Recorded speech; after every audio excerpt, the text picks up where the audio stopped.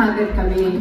So no, talagang dun sa States, nag-prepare ako. Talagang tumatakbo ako, nag-workout ako. Hindi ako masyado nagkakakain. Alam mo naman sa States, Malaki serving doon? medyo, oo. So sabi ko, ayoko naman na lumaki rin ako sa photoshoot kasi ayoko mabash ng netizens. Siyempre, yung pride ko rin yun, di ba? And I wanna make sure na happy yung brand and yung client sa akin. So I have to really take care of this project kasi it has always been my dream. Alam mo ba yun? Na-mention ko yun sa podcast.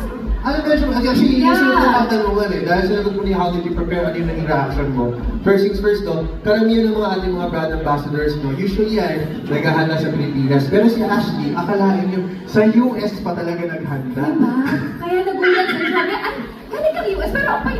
Thank you so much. Ganon. Thank you, Lord. Ngayon, pinagig ko sa akin ngayon kayo na lang na sa podcast mo na we talked about this sa Seth. Yes. Sabi mo na di mo ever pinangarapan na magka-podcast. Tuloy-tuloy lang yung podcast mo, di ba? Yeah. It became one of the most successful ones in Spotify. Yes, that thank you being so said. much. Oo. So ngayon binanggit mo na pangarap mong maging calendar girl, tama ba? Yes. Kailan mo to, anong backstory ng pagiging pangarap mo na maging calendar girl ka? So, I was part of Happy to Get Her. It's a sitcom before, nakasama si John Lloyd Cruz and si Miss Carrie Martin. So, nagkaroon kami ng isang episode sa Boracay, tapos sabi nila, ulitin natin yung White Castle mo. So, doon ako nagka-idea, sabi ko, oo nga, napaka-classic, napaka-iconic. So, sabi ko, oh my God, kasi not everyone gets the chance or the opportunity to be a calendar girl.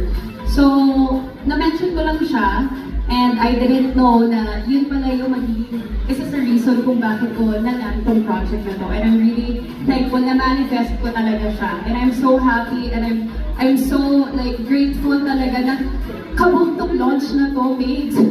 Na-pressure ako. Na-pressure ka talaga. Na-pressure. Kita niyo naman ang pressure ako. Talaga pinaghandaan. Bago nga pa siya sumampa dito sa stage, nag-rehearse pa yan sa likod.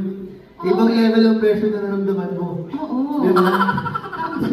Tapos, pero okay na yun. Sana na-enjoy nyo kahit... Na-enjoy naman. Na-enjoy niyo ba yung performance ni Ashley? Oo na. Yan yung meron yung pinainan mo. Kasi nakatila ko sa akin, iba na.